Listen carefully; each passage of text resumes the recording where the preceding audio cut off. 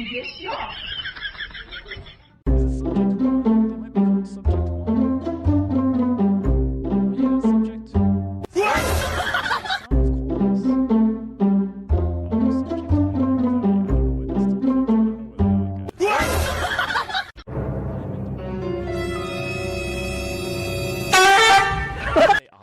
Look, see? I think It's that's the alright. problem. It's all good. What a dandelion. Subject 5 was smooth. You're right here on my chat. What do you mean? Hey, son. Or hey. Well, you don't have any adult kids, yeah? I think that no. They're they're just not here. They're just currently not present here, okay? They're somewhere else. They went to the beach today.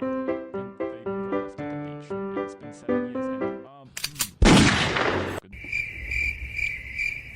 I'm so tired. I'm also so upset. Pregnant.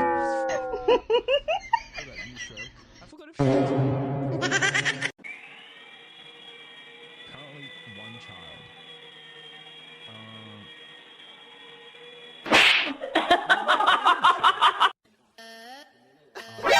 NANI?!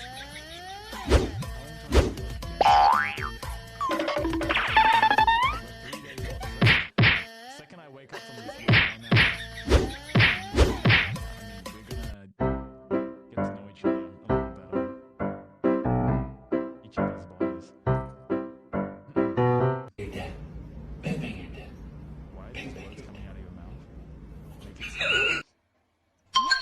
Zoe's spirit is fake. Who the fuck is Zoe again? Shit, we have children together. Harmless. Relationships.